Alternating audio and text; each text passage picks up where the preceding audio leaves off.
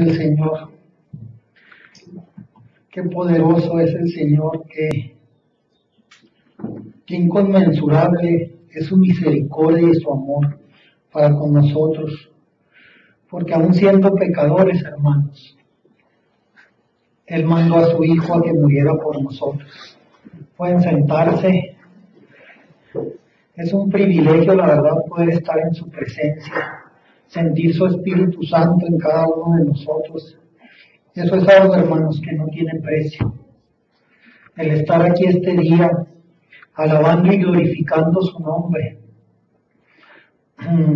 es de verdad algo que no se puede cambiar por nada. Yo no sé ustedes, pero el día de hoy he sentido su presencia en medio de la alabanza y de la adoración, y realmente Dios ha tocado mi corazón. Me da mucho gusto, hermanos, que estén el día de hoy aquí acompañándonos. Me llena de gozo ver el rostro de cada uno de ustedes, ver a Mabel que nos pudo acompañar, que Dios la trajo aquí con un propósito, que Dios ha obrado en su vida, que Dios ha sido grande y misericordioso y se ha mostrado en cada una de las cosas que han pasado en su vida, y le doy gracias a Dios por tu vida, Mabel. El día de hoy, hermanos, como ya lo habíamos comentado, no nos vamos a privar de McDonald's, pero el Señor, como siempre, tiene algo, si no mejor, por lo menos igual, guardado para nosotros. Vamos a gozarnos con una carnita asada ahí en mi casa, que es casa de ustedes también, y espero que todos puedan acompañarnos para pasar un rato conviviendo en unidad, como dice la Biblia, y aprovechar para extender este servicio y poder convivir como hermanos, platicar, gozarnos y darle gracias a Dios por todo lo bueno que es. En los tiempos antiguos se hacían holocaustos, y dice la Biblia que es olor fragante al Señor. Yo creo que a todos por naturaleza nos gusta el olor de la carne asada, a Dios también le gusta. Era el tipo de sacrificios que le entregaban antes de que viniera el sacrificio supremo del Cordero sin mancha. Y se agrada, y yo creo que a nosotros nos agrada también, no solo leerla, sino comérnosla. Así es que vamos a gozarnos, hermanos. Hay muchas cosas por las que tenemos que darle gracias a Dios. Todos nuestros problemas y nuestras vicisitudes que pasamos en la semana, hay que dejárselas en la cruz a Jesucristo. Ahí dice que fue clavada el acta de nuestros decretos. El enemigo es el que nos vino a acusar. Nosotros fuimos libertados por él. Estaba sacando la predicación de esta semana y me llamó la atención la ofrenda de la viuda. Un pasaje que viene en Marcos 12. Dice que Marcos 12:41 dice: estando Jesús sentado delante del arca de la ofrenda, miraba cómo el pueblo echaba dinero en el arca, y muchos ricos echaban mucho. Y vino una viuda pobre y echó 2 blancas, o sea, un cuadrante, que era la medida más pequeña que había en la moneda en esos tiempos. Entonces, llamando a sus discípulos, les dijo: de cierto os digo que esta viuda pobre echó más que todos los que han echado en el arca, porque todos han echado de lo que les sobra, pero esta de su pobreza echó todo lo que tenía, todo su sustento. Nosotros, como ya le habíamos comentado anteriormente, pusimos un ofrendario para que cada quien ofrende conforme a su corazón. Pero más que el contexto del sentido monetario de las cosas, es lo que nosotros le brindamos a Dios. ¿Qué le estamos dando a Dios? Lo que nos sobra, un pedazo de nuestro corazón, una parte de lo mucho que Él nos dio. Y les digo, Dios provee en todos los sentidos, pero más que nada tenemos que estar dispuestos a servirle, a hacer su voluntad, a ser como esa viuda que de lo que no tenía dio.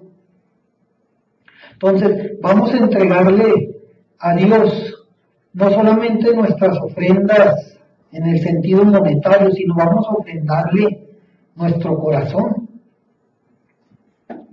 Vamos a darle realmente de manera que nosotros sintamos que nos duele nuestro tiempo, nuestra disposición, nuestro amor, nuestra alabanza, nuestra alegría, nuestro gozo.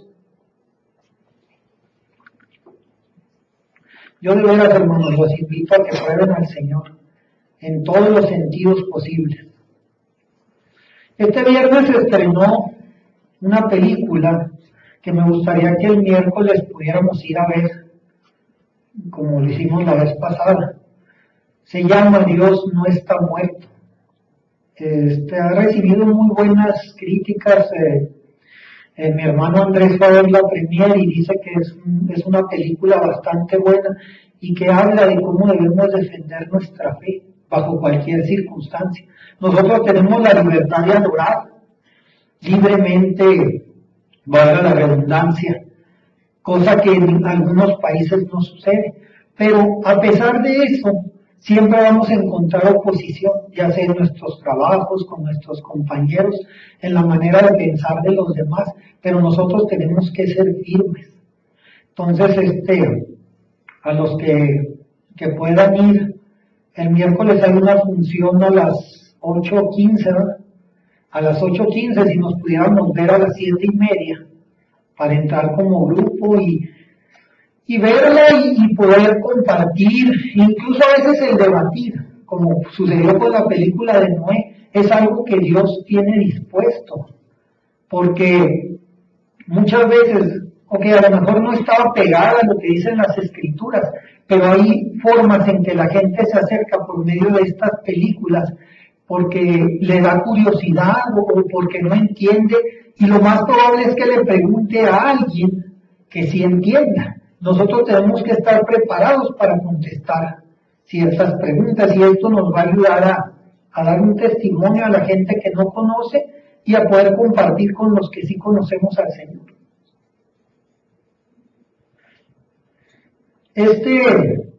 Este jueves, yo había dado un anuncio el jueves porque íbamos a ir a recoger unos papeles a la ciudad de Dallas, Texas, del curso de pastorado que estamos tomando, pero se canceló. Entonces vamos a seguir con los servicios regulares.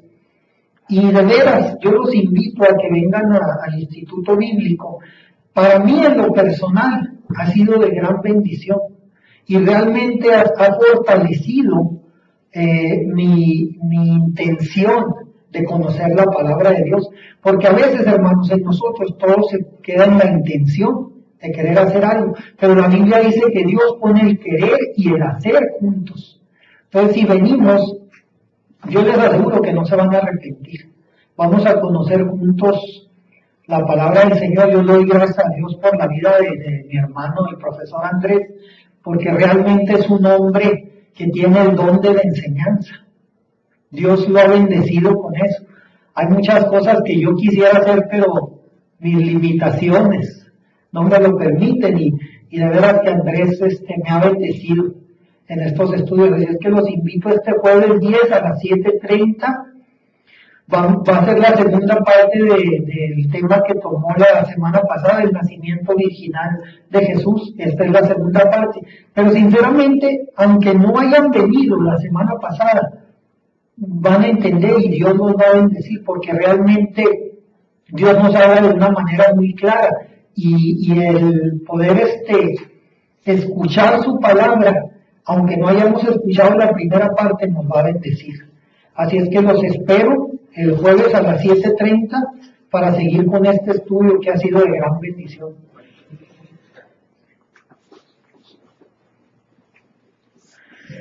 Como ya lo habíamos comentado, ya nos confirmaron la explanada del Mercado Juárez.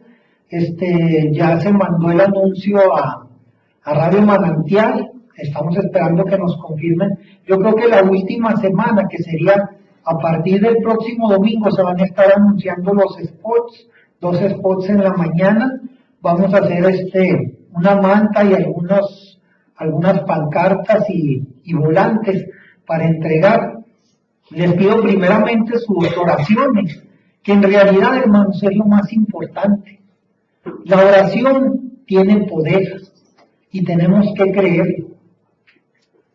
Hoy por la mañana estaba escuchando una predicación sobre la manera en que Pedro, a punto de ser muerto por Herodes, que Herodes fue el acérrimo enemigo del Señor en los tiempos de Jesucristo, así como lo fue el faraón en el Antiguo Testamento. Los tres Herodes que gobernaron, los tres tenían el espíritu de faraón. Y la única manera en que Pedro se libró de la cárcel a punto de ser muerto fue por las oraciones de sus hermanos. Y dice que oraban constantemente día y noche. Hay que orar porque el reino de Dios se ha diseminado por todo el mundo y vamos a poner nosotros nuestro granito de arena. Sería este domingo 20 de abril en la explanada a las 5 p.m. Oscar Iñárritu nos va a hacer el favor de acompañarnos con la predicación sobre la resurrección, que es también la piedra angular de nuestra fe. Si Jesucristo no hubiera resucitado, dice la Biblia, que en vano estaríamos aquí. O sea, estamos creyendo en algo que no es cierto, pero Él fue las primicias. Y tanto lo sabemos nosotros como lo sabe el mundo externo. Por eso, como decía Andrés, el mundo se dividió en antes y después de Cristo. Pero el acontecimiento más importante fue su resurrección. Porque nadie, ni Mahoma, ni ningún otro profeta resucitó más que Jesucristo. Así es que ahí es donde Él puso la diferencia entre los que adoraban a otros dioses y Él como deidad en su resurrección. Así es que les invito a que nos apoyen y nos acompañen. Vámonos preparando, ya que estén los volantes, hay que repartirlos y hay que trabajar. Otra cosa que Andrés me compartió su inquietud desde un principio y es muy importante, es la Cena del Señor. Nosotros no la hemos celebrado desde que empezamos a hacer las reuniones, pero lo vamos a empezar a hacer y vamos a aprovechar el día de resurrección para hacer conmemoración de eso. Andrés nos va a traer una plática pequeña de unos 15 minutos para que entendamos la importancia de la Cena del Señor.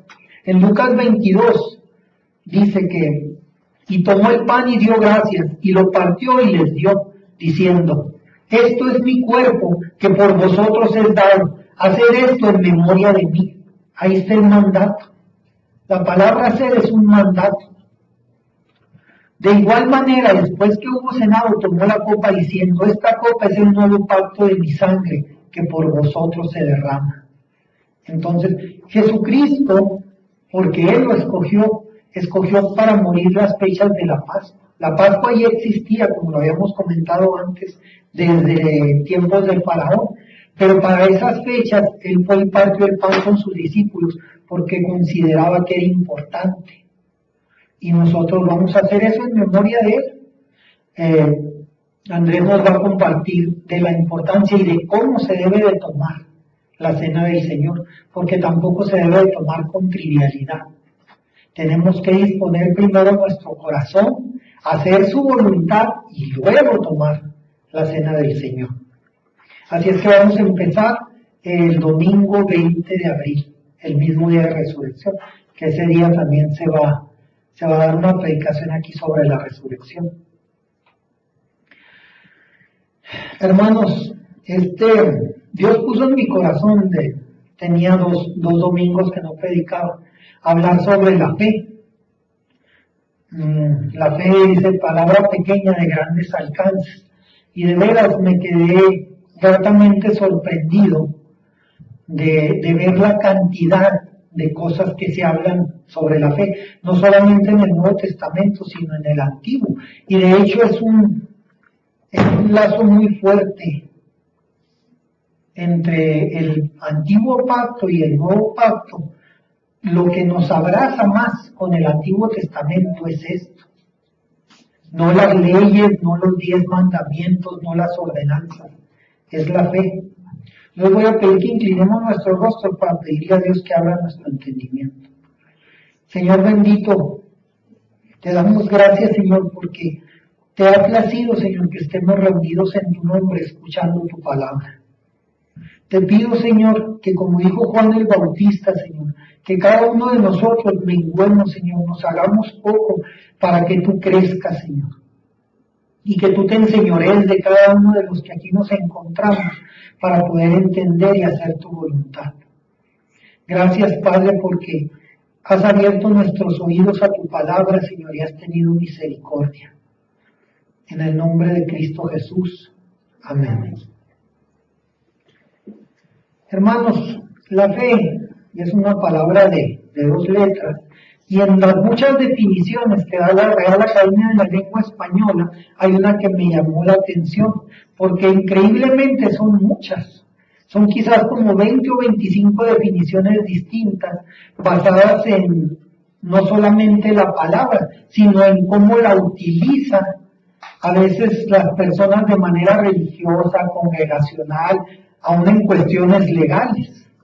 Pero me llamó particularmente la atención esta que dice que es la creencia en algo sin necesidad de que haya sido confirmado por la experiencia o la razón, o demostrado por la ciencia. Eso es lo que para la Real Academia de la Lengua Española significa la fe. Ahora vamos a ver qué significa para Dios la fe. Dice en Hebreos, les voy a pedir a los que traigan Biblia que abran su Biblia en Hebreos 11. Yo, hermanos, estuve tentado a cambiar el contexto de la predicación como 3 o 4 veces. Pero Dios puso en mi corazón que es necesario que entendamos cómo Pablo, en su carta a los Hebreos, define la fe. A mí se me hacía la verdad muy largo y se me hacía quizás muy monótono el hecho de irnos parte por parte viendo lo que expresa, porque en realidad es un capítulo completo. Todo eso se habla de la fe, pero es importante que lo entendamos. La mayoría de nosotros ha escuchado esta escritura que dice que la fe es la certeza de lo que se espera y la convicción de lo que no se ve. Ese es el principio que le da Pablo a su carta, al capítulo 11 de su carta, hablando de la fe. Luego después continúa explicando. Pablo nos lleva a través de este capítulo por un viaje por todo el Antiguo Testamento para terminar en su carta. Él era un hombre muy estudiado, era un hombre que conocía las escrituras al pie de la letra y que había pertenecido a los fariseos y había tenido una escuela muy importante con Gamaliel. Entonces, por eso quise tomar esto como la columna vertebral de esta predicación. Dice en el versículo 2, porque por ella alcanzaron buen testimonio los antiguos. Por la fe entendemos haber sido constituido el universo por la palabra de Dios, de modo que lo que se ve fue hecho de lo que no se veía. Por la fe, Abel ofreció a Dios más excelente sacrificio que Caín, por lo cual alcanzó testimonio de que era justo, dando Dios testimonio de sus ofrendas, y muerto aún, habla por ella. Hermanos, aquí empieza Pablo desde Caín y Abel. La mayoría de nosotros hemos escuchado que Caín mató a Abel por la ofrenda que él ofreció a Dios. Caín en realidad no le interesaba, como podemos ver desde el principio del mundo, habiendo solamente 2 hijos de Adán y Eva, uno de ellos creyó y otro no. Abel tuvo fe, pero Caín no. Por lo tanto, la ofrenda de Caín era insignificante porque él no creía. En cambio, Abel, que dice la Biblia que era justo, por su fe sacrificaba a Dios, a un Dios que él no tuvo el privilegio de conocer como lo hicieron sus padres, porque ellos fueron expulsados del paraíso y después nacieron Caín y Abel. Aquí dice también que el universo fue constituido por la palabra de Dios. Dios es un Dios formativo. De lo que hay en él, de su esencia como Dios, a su palabra se crean las cosas. Y eso va a ser imposible que ningún ser humano lo entienda si no tiene al Espíritu Santo con él. Porque nadie de la nada hace algo. Dios lo hace. Dios nos ha creado a nosotros por su palabra. Dios creó el universo por su palabra y esa es nuestra fe. Si nosotros no tenemos fe, va a ser imposible no solamente que creamos, sino que entendamos que esa es la esencia de Dios. Dice que aún al haber muerto, Abel dio testimonio, o sea, habló por su fe. Él quizá no pudo vivir para dar testimonio a otras personas, pero su muerte le dio testimonio a muchas personas aún en la actualidad. Luego continúa Pablo hablando. Por la fe, Enoc fue traspuesto para no ver muerte, y no fue hallado porque lo traspuso Dios. Y antes que fuese traspuesto, tuvo testimonio de haber agradado a Dios. Pero sin fe es imposible agradar a Dios, porque es necesario que el que se acerca a Dios crea que le hay y que es galardonador de los que le buscan. Por la fe Noé, cuando fue advertido por Dios acerca de cosas que aún no se veían, con temor preparó el arca en que su casa se salvase. Y por esa fe condenó al mundo y fue hecho heredero de la justicia que viene por la fe. Aquí habla de Enoc, era bisabuelo de Noé. A los que fuimos a ver la película, ya es que te acuerdas, Matusalén era el abuelo, Enoc era el padre de Matusalén. Matusalén vivió 969 años. Primero, sobre Enoc.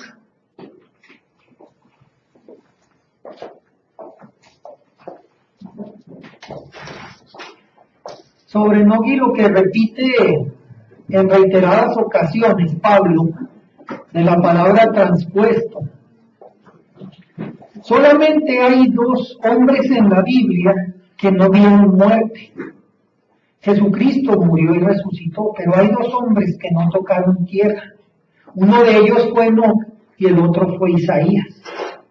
La palabra traspuesto significa que pasó de un plano natural a otro sobrenatural, que es una cosa que también es difícil de entender para nosotros.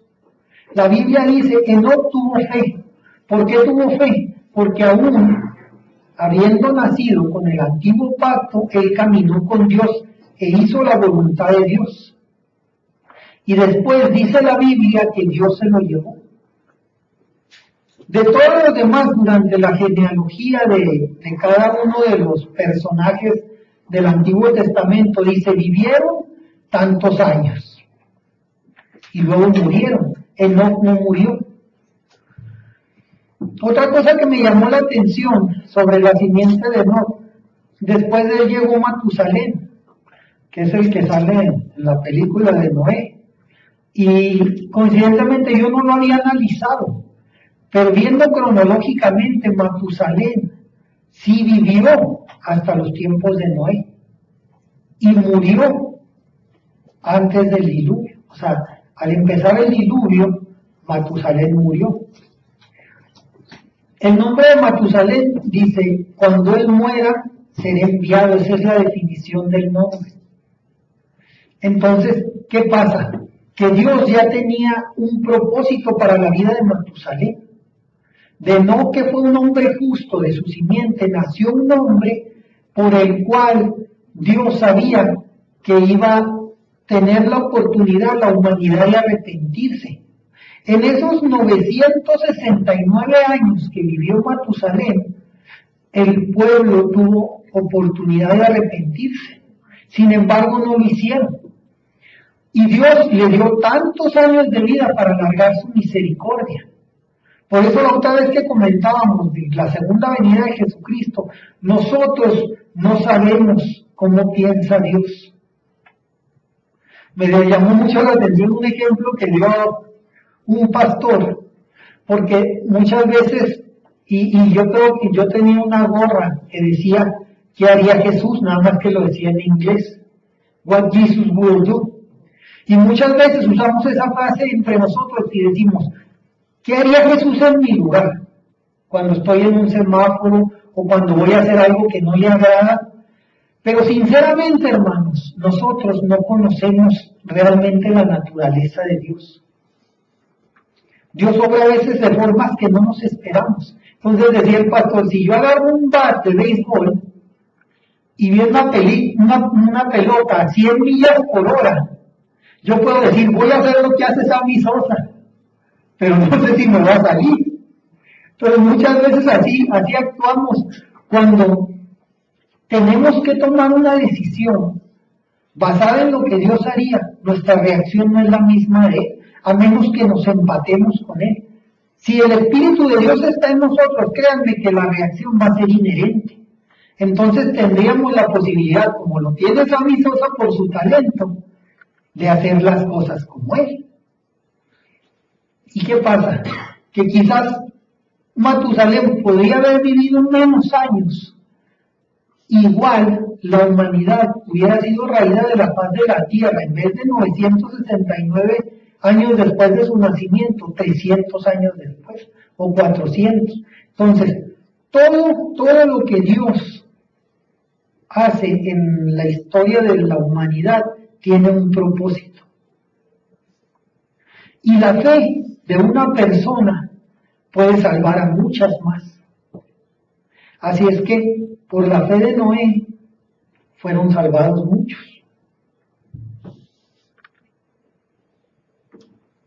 Luego después en el capítulo 8 habla de la fe de Abraham. Dice, por la fe Abraham, siendo llamado, obedeció para salir al lugar que había de recibir como herencia, y salió sin saber a dónde iba. Por la fe habitó como extranjero en la tierra prometida, como en tierra ajena, morando en tiendas con Isaac y Jacob, coherederos de la misma promesa, porque esperaba la ciudad que tiene fundamentos, cuyo arquitecto y constructor es Dios.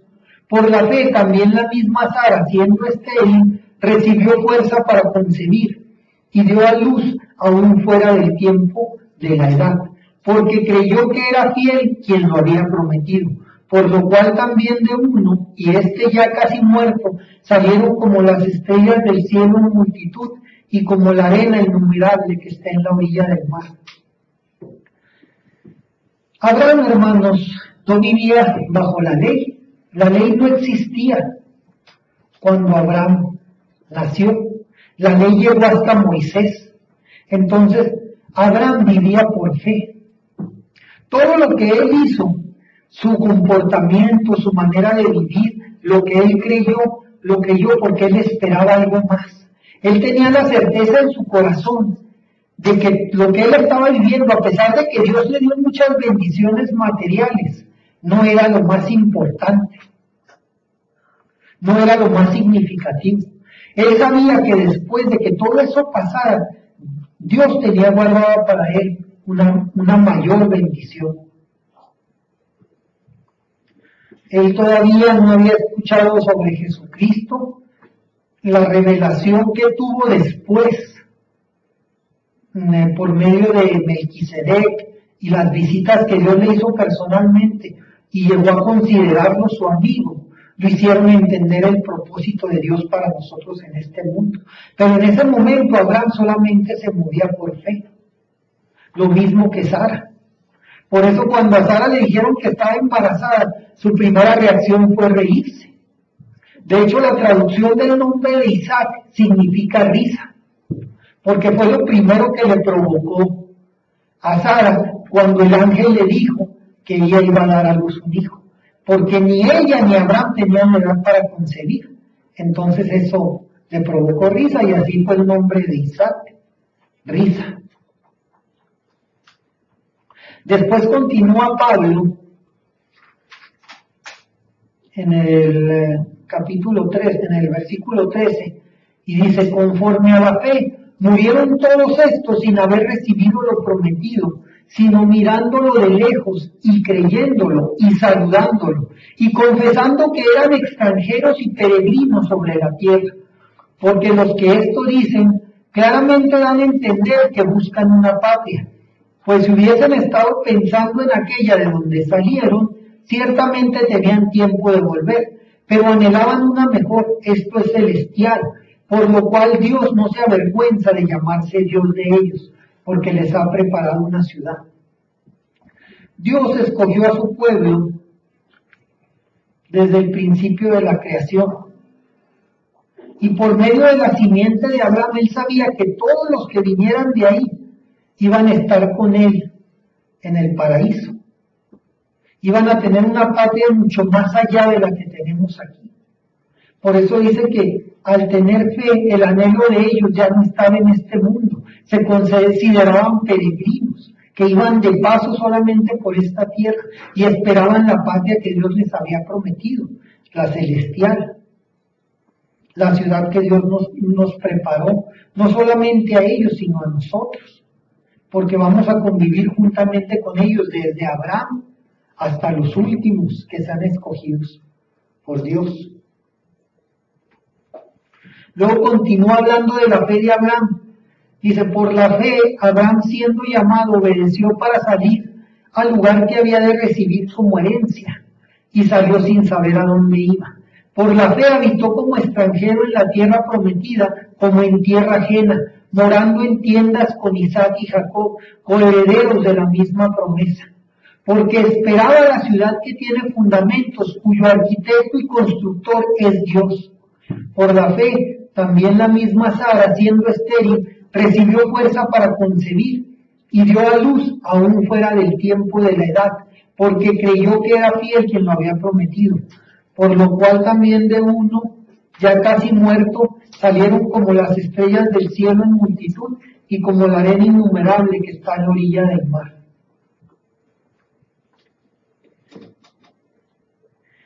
Abraham, hermanos, fue llamado el padre de la fe y sigue siendo llamado aún por los judíos que no son mesiánicos. Para ellos Abraham sigue siendo el padre de la fe. Él, hermanos, creyó en las promesas de Dios, creyó que aún abandonando su zona de confort, Abraham tenía todo en la tierra donde él habitaba. Sin embargo, se fue porque tuvo fe en Dios y porque Dios se lo estaba mandando. Dios le dijo, sal de tu tierra y de tu parentela. Y él se salió de esa zona de confort para, por fe, hacer la voluntad de Dios.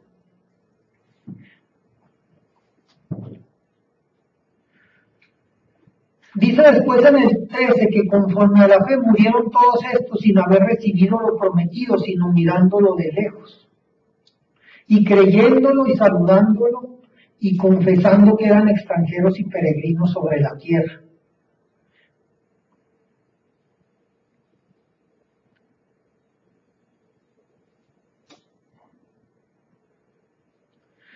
En el 17 dice, por la fe, Abraham, cuando fue probado, ofreció Isaac, y el que había recibido la promesa ofrecía a su unigénito, habiéndosele dicho, en Isaac te será llamada descendencia, pensando que Dios es poderoso para levantar aún entre los muertos, de donde en sentido figurado también le volvió a recibir. Hay pasajes de la Biblia, hermanos, que a veces quisiéramos que no existieran, o quisiéramos omitirlos, porque no lo podemos entender con nuestro pensamiento natural. A Abraham se le pidió que sacrificara a un hijo, a su único hijo. Pero antes de haberle pedido eso a Dios ya le había prometido que le iba a dar descendencia sobre ese hijo. Entonces, ¿qué pasa? Que la fe de Abraham le hizo creer que ese Dios, el que le había prometido descendencia sobre Isaac, lo iba a librar de alguna manera. Como le digo, es muy difícil para el hombre natural, cuando pensamos con nuestro entendimiento, poder asimilar que Dios te pida algo como esto. Abraham tenía que ser probado. Dios a veces nos manda pruebas, hermanos, que no podemos entender. Y a veces de una manera un poco diferente. Nosotros tenemos que dejar que nuestros hijos salgan al mundo y vivan su vida. Y nos despegamos de ellos con todo el dolor de nuestro corazón, porque sabemos que hay lugares en donde no hay nada bueno para ellos. Pero por fe nosotros dejamos que ellos salgan y conozcan y experimenten y vivan. Porque sabemos y tenemos la fe de que Dios está con ellos y Dios los va a traer con bien de regreso a nosotros. Esa era la fe de Abraham. Dice que él creía en ese Dios que podía levantar a alguien de entre los muertos. Y dice ahí en sentido figurado, también le volvió a recibir. Abraham, antes de conocer a Dios, como y pasa con todos nosotros, él estaba muerto, porque no hay vida eterna si no es por medio de Dios y de su Hijo Jesucristo. Entonces, Abraham, aún esperando la promesa, vivió, hizo la voluntad de Dios y murió esperando ser resucitado, ser levantado entre los muertos. Después en el capítulo 20 dice, por la fe bendijo Isaac a Jacob y a Esaú respecto a cosas venideras. Por la fe Jacob al morir bendijo a cada uno de los hijos de José y adoró apoyando sobre el extremo de su bordón. Por la fe José al morir mencionó la salida de los hijos de Israel y dio mandamiento acerca de sus huesos. Isaac, cuando bendijo a Jacob y Esaú, ya era grande de edad. Y él les profetizó a cada uno, a pesar de que Jacob había tomado el lugar de Saúl. Cuando Isaac se dio cuenta de que lo habían engañado, él no se desdijo. Él bendijo a Jacob por encima de Saúl, a pesar de que Saúl era el primogénito, porque fue algo que Dios puso en su corazón. Y Jacob es un hombre de fe. Quizás cualquiera de nosotros, cuando hablamos de heredar algo natural, al darse cuenta de que había sido engañado, él pudo haber reaccionado de manera distinta y decirle, ¿sabes qué? No, yo a quien tengo que bendecir es Esaú y no a Jacob. Pero por la fe que él tenía le fue revelado que Jacob era el que debía de ser bendecido, porque anteriormente Esaú ya había vendido su primogenitura. El caso de Esaú es algo muy parecido a lo que pasó con Caín y con Abel, porque Esaú menospreció su primogenitura. ¿Por qué? Porque él no tenía fe y Jacob sí la tenía. Entonces, por eso Isaac nunca se desdijo de la bendición que le dio a Jacob, a pesar de que lo habían engañado. Ahí volvemos a ver lo que habíamos comentado anteriormente, de que la manera en que Dios obra a veces no le entendemos. Porque mucha gente podría decir, ¿por qué si Jacob era un engañador recibió la bendición que no le correspondía? Pero él era un hombre de fe. Y al haber hecho lo que hizo, lo hizo con el propósito no de tomar un beneficio personal, sino de que su simiente fuera bendecida para la honra de Dios.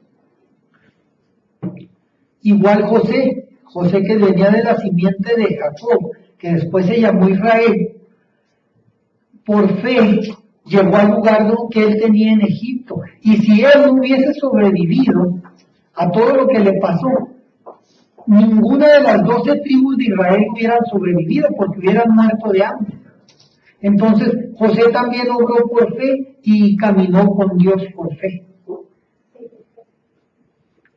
Luego dice en el 23, por la fe Moisés cuando nació fue escondido por sus padres por 3 meses, porque le dieron niño hermoso y no temieron el decreto del rey.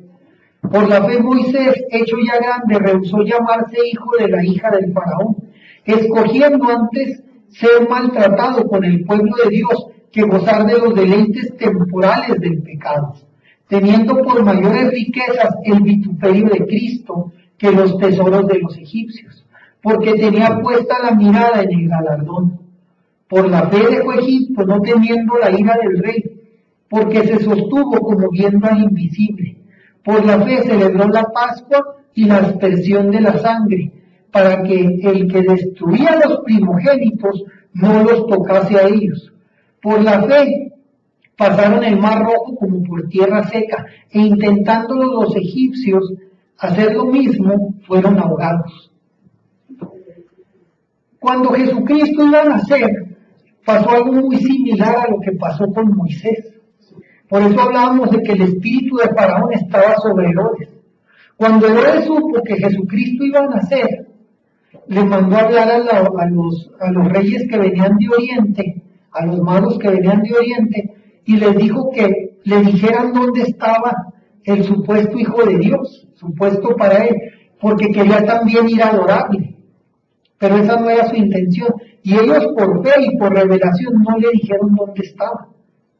Entonces, Herodes lo que hizo en ese momento fue que mandó matar a todos los niños menores de 2 años.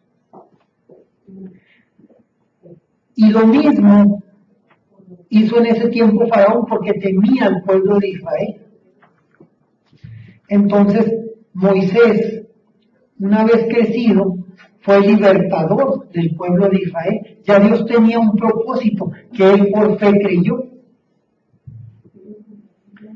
Aquí menciona también sobre la Pascua y la aspersión de la sangre, lo que hablábamos ahorita. La Pascua se empezó a celebrar en esos tiempos porque en los lugares donde Dios les dijo que pusieran una marca de sangre sobre la puerta, por ahí no iba a pasar el ángel de la muerte. Entonces, toda esa gente que marcó sus hogares en tiempos de Moisés, lo hizo por fe, porque le creyó a Dios, y así sus primogénitos fueron librados. Después en el 30 habla que por la fe cayeron los muros de Jericó después de rodearlos 7 días. Por la fe, Rahab la ramera no pereció juntamente con los desobedientes, habiendo recibido a los espías en paz.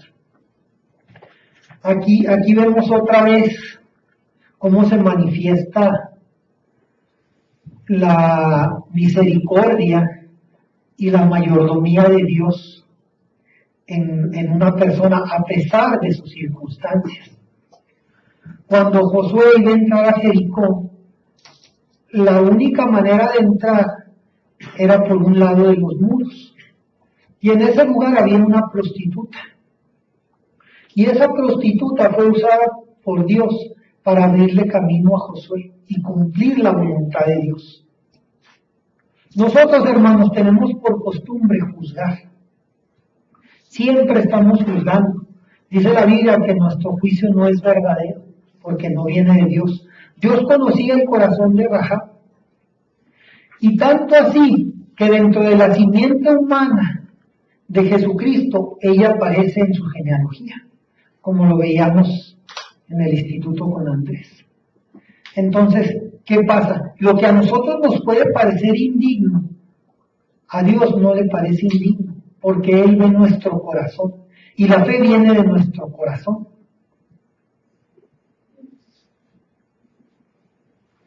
Después en el 32 continúa Pablo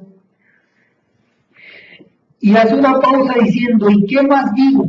Porque el tiempo me faltaría contando de Gedeón, de Barak, de Sansón, de Jefte, de David, así como de Samuel y de los profetas, que por fe conquistaron reinos, hicieron justicia, alcanzaron promesas, taparon bocas de leones, apagaron fuegos impetuosos, evitaron filo de espada, sacaron fuerzas de debilidad, se hicieron fuertes en batalla, pusieron en fuga ejércitos extranjeros.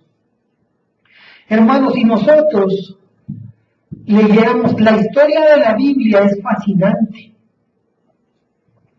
El Antiguo Testamento tiene unas historias que a mí cada vez que las leo me dejan con la boca abierta.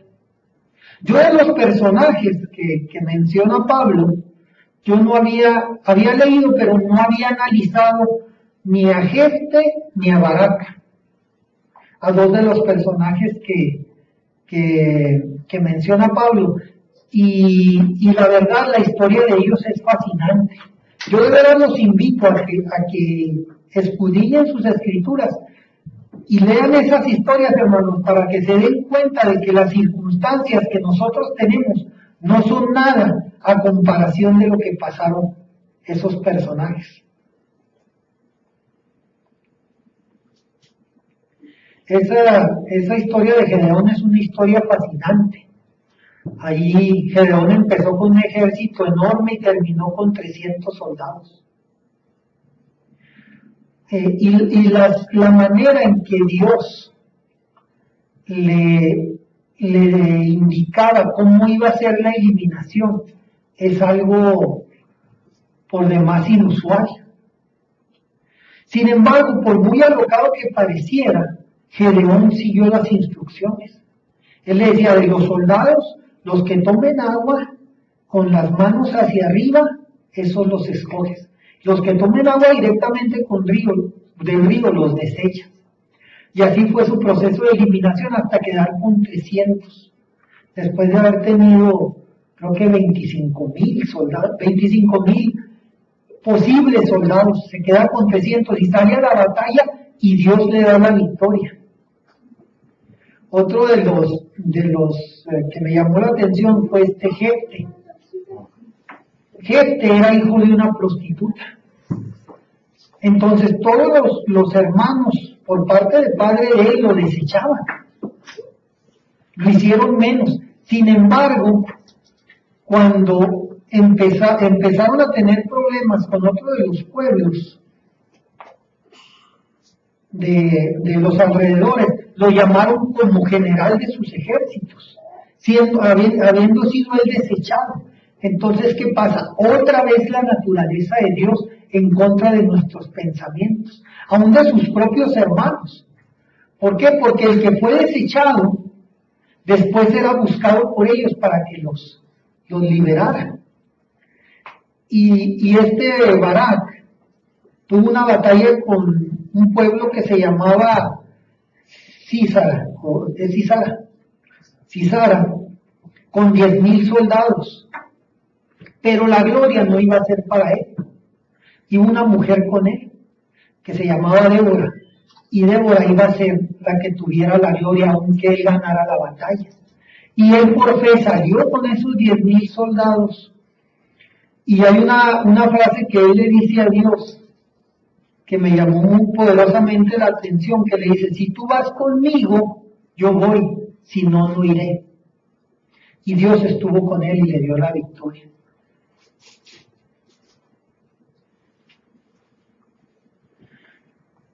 Dice aquí, en el 35, las mujeres recibieron sus muertos mediante resurrección, mas otros fueron atormentados, no aceptando el rescate a fin de obtener mejor resurrección. Otros experimentaron vituperios y azotes, y además de esto, prisiones y cárceles. Fueron apedreados, aserrados, puestos a prueba, muertos a filo de espada, anduvieron de acá para allá cubiertos de pieles de ovejas y de cabras, pobres, angustiados y maltratados.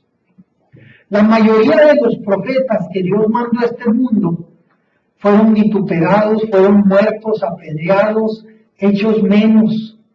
Sin embargo, ellos por fe creían que lo que Dios les había mandado era lo que les iba a dar su pasaporte, su ciudadanía a la vida eterna.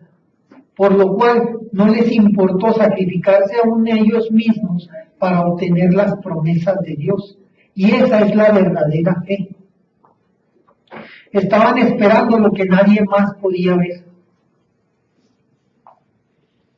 Dice aquí en el 38, de los cuales el mundo no era digno, errando por los desiertos, por los montes, por las cuevas y por las cavernas de la tierra. Y todos estos, aunque alcanzaron buen testimonio mediante de la fe, no recibieron lo prometido, proveyendo Dios alguna cosa mejor para nosotros, para que no fuesen ellos perfeccionados aparte de nosotros.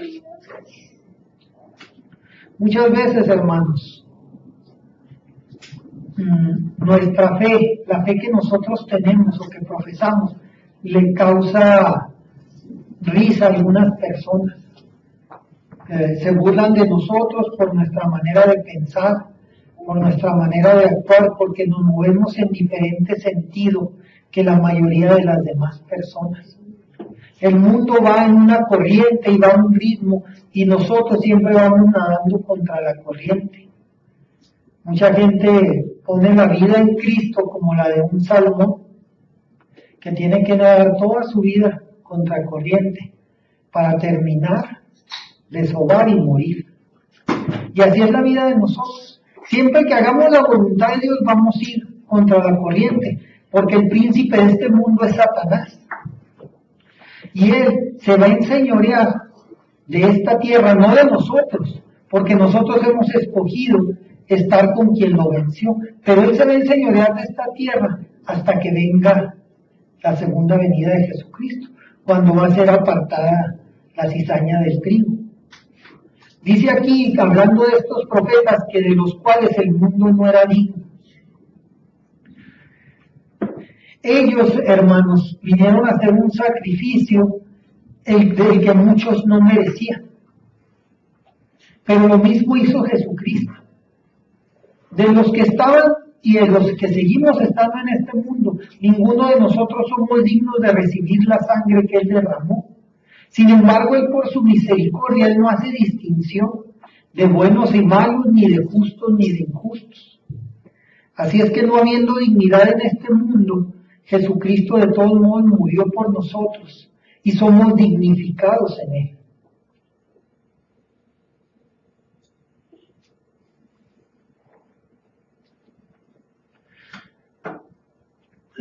La escritura de la carta de Pablo termina en el versículo 40 diciendo que proveyendo Dios alguna cosa mejor para nosotros, para que no fuesen ellos perfeccionados aparte de nosotros. Hay algo, hermanos, que tenemos que entender nosotros de nuestra fe. Ellos no fueron tan privilegiados como nosotros. Y a nosotros lo único que nos privilegió es el hecho de haber nacido hace menos de 2000 años. Si nosotros hubiéramos nacido en tiempos antiguos y hubiésemos buscado a Dios de la manera que ellos lo buscan, lo más probable es que nuestro destino hubiera sido el mismo que el de ellos. Sin embargo, hace más de 2000 años, hace exactamente 2014 años, nació Jesucristo y Él vino a ser parte del nuevo pacto. Yo, para los que no saben, yo tengo un trabajo secular. Yo soy consultor de tecnología y asuntos legales para algunas compañías. Y hace poco me hablaron pidiéndome asesoría sobre una ley que salió en 1945.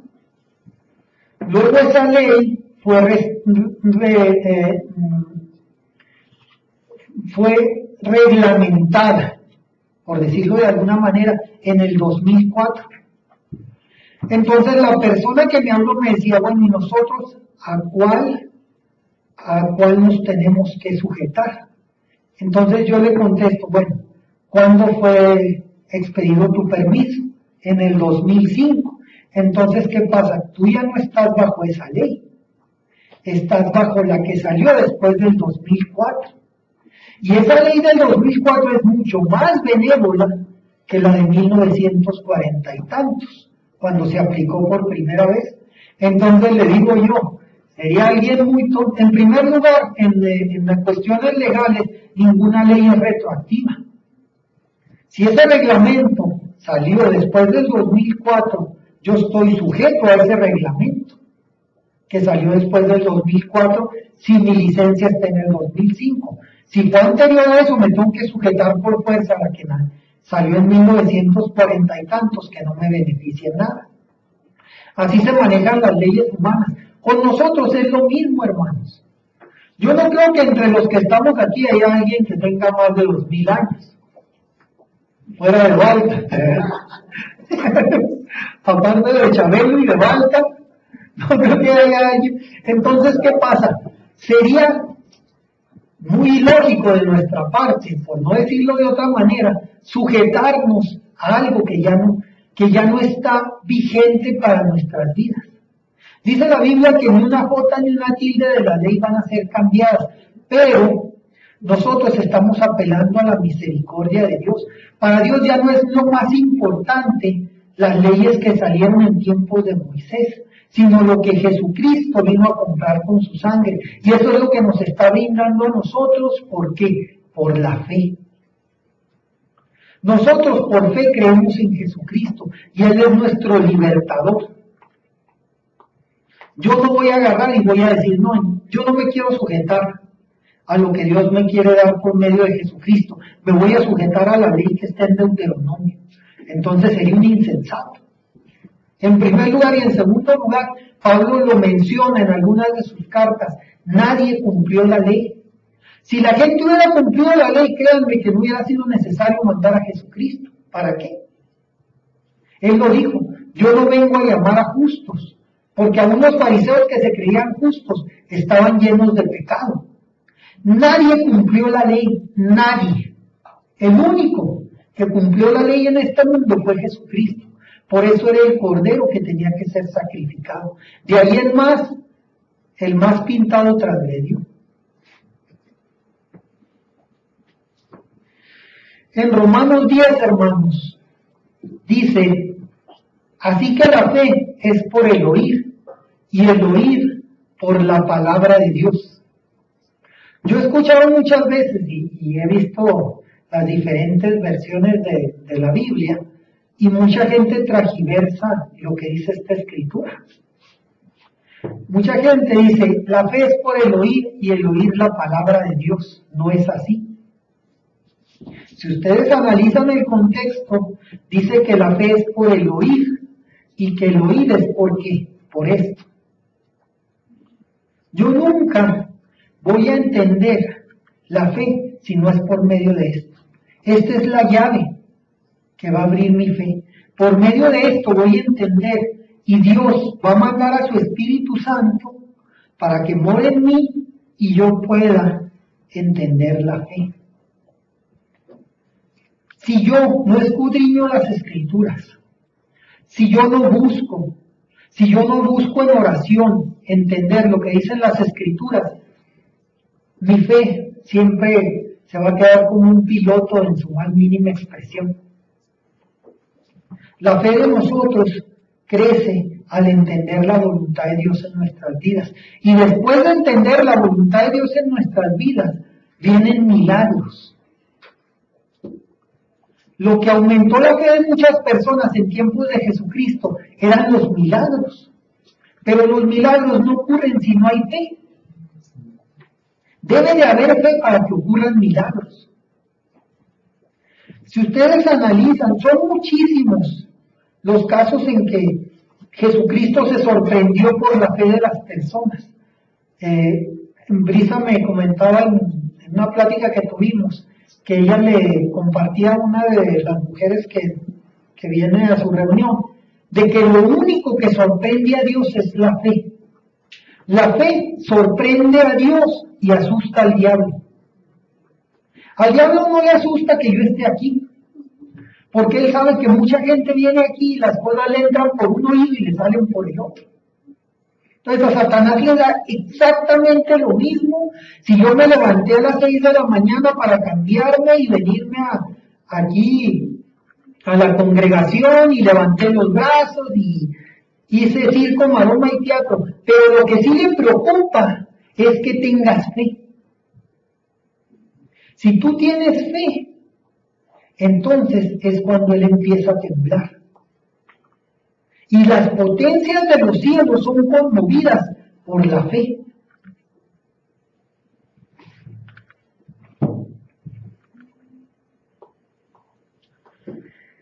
De los muchos casos de cuando Dios fue movido de Jesucristo tenía una agenda muy apretada. él tuvo un ministerio de 3 años en este mundo y él sabía a lo que él venía. Y muy pocas veces él se salía de sus lineamientos. Lo único que lo hacía él salirse de sus lineamientos era ver la fe de alguien. Cuando